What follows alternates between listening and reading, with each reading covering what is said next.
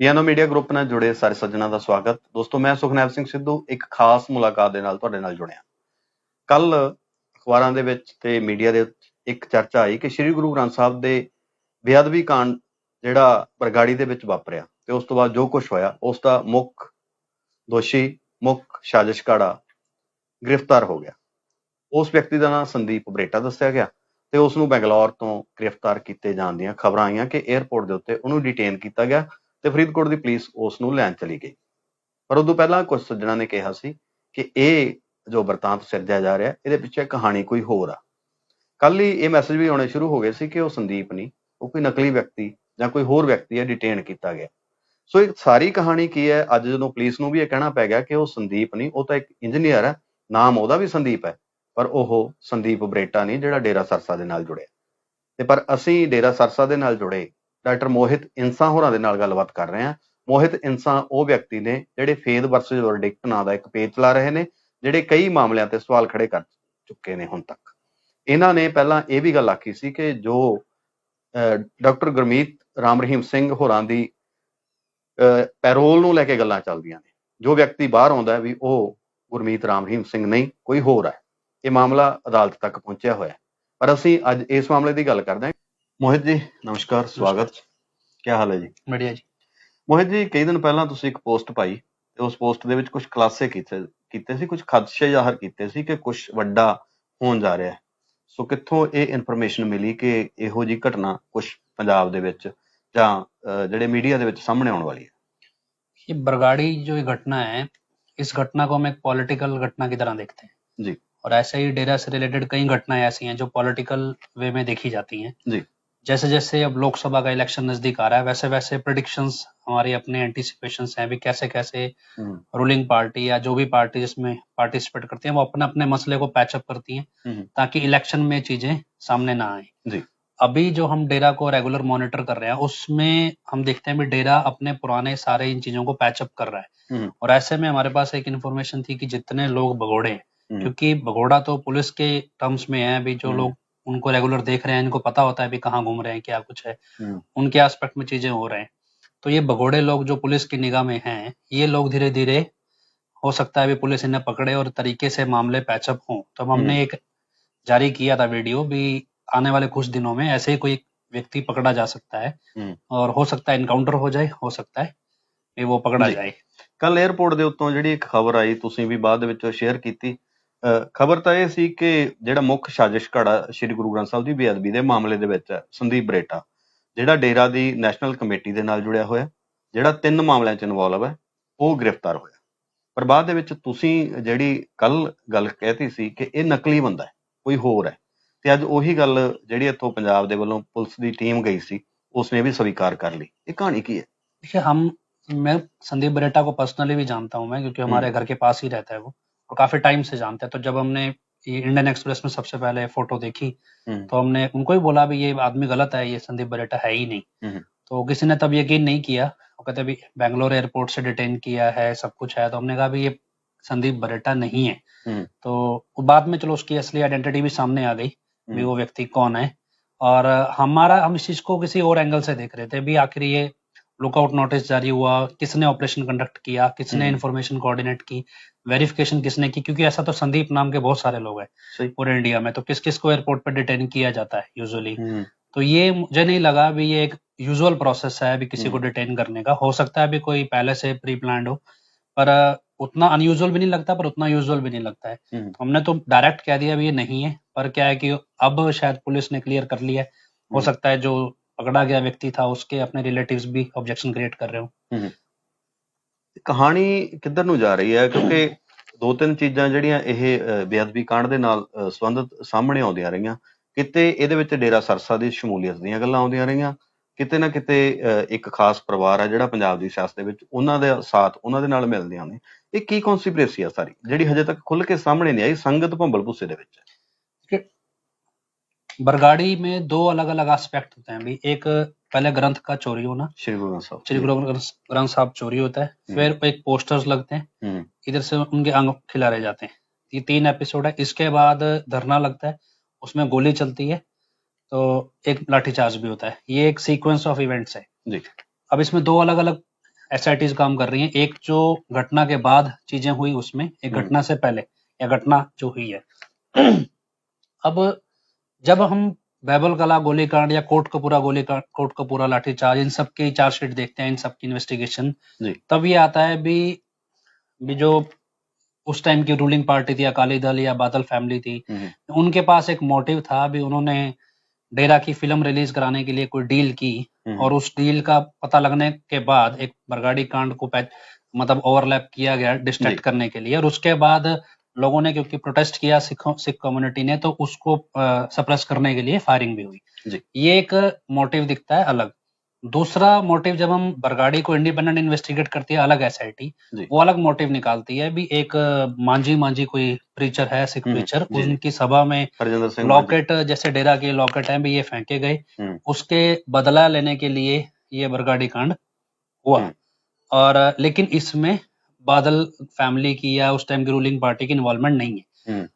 अगर एक एसआईटी कह रही है मोटिव कुछ और है, दूसरी एसआईटी कहती है मोटिव कुछ और है, तो एक कंफ्यूजन है भी एक्चुअल मोटिव क्या है। तो हम इसको कोरिलेट करते हैं आपस में भी, हम एक सिंगल स्टोरी है, हमें जो समझ में आता है कि एमएसजी मूवी डेरा में, ये पंजाब में रिलीज नहीं हो रही थी उस समय, ये माना जाता है भी जो आता है भी, एक मीटिंग हुई कंपनी की जो फिल्म रिलीज करती है, या उसको डेरा चीफ की मीटिंग से भी कोरिलेट दिखाया जाता है, लेकिन उसका कोई एविडेंस है नहीं।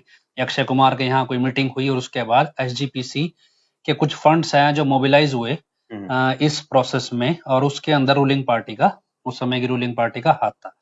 जो ये दादूवाल एंड अलग ग्रुप है, ये हरियाणा का ग्रुप है या अलग ग्रुप है, ये थोड़ा बादल या अकाल तख्त के अगेंस्ट चलता है। तो इन्होंने इस चीज का ऑब्जेक्शन रेज किया भी, एसजीपीसी में सिखों की संगत का पैसा इस तरह के उसमें मोबिलाइज नहीं होना चाहिए। उसके बाद एक एपिसोड आता है ये मांझी वाला, जिसमें लॉकेट गिराए जाते हैं, ये सब कुछ। उसके बाद आता है भी इस सब को पैसिफाई करने के लिए भी दादूवाल का मर्डर प्लान किया गया, या फिर जो इन्वेस्टिगेशन में आता है भी बंदूक पिस्टल दी गई महेंद्रपाल बिट्टू का, महेंद्रपाल बिट्टू नु पिस्टल दिता गया, ये दादूवाल दा मर्डर। हाँ, ये जो महेंद्रपाल बिट्टू का डिस्क्लोजर है उस समय का, जो रणबीर सिंह खटड़ा वाली एसआईटी उन्होंने लिया था, उस समय ये उसके बयान में है कि एक पिस्टल दिया गया, और वो पिस्टल दादूवाल को मारने के लिए, लेकिन वो पिस्टल उसने वापस कर दिया, ये सब चीजें आई।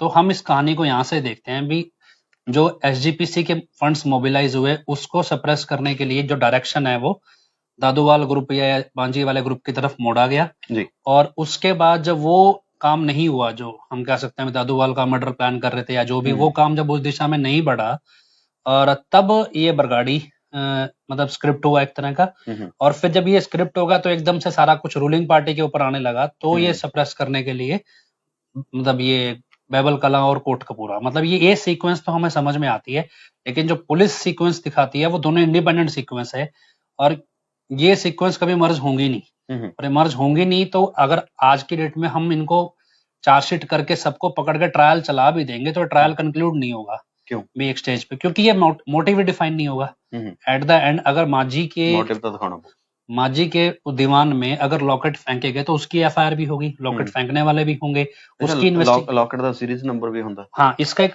हर एक व्यक्ति को रजिस्टर्ड नंबर मिला हुआ है, वो डेरा के नंबर से वेरीफाई भी होगा भी किसके लॉकेट थे वो इन्वेस्टिगेशन है ही नहीं। तो अगर ये मोटिव बरगाड़ी का ट्रायल में भी आएगा तो ये जस्टिफाई कैसे होगा कि वहां घटना हुई भी थी या नहीं हुई थी।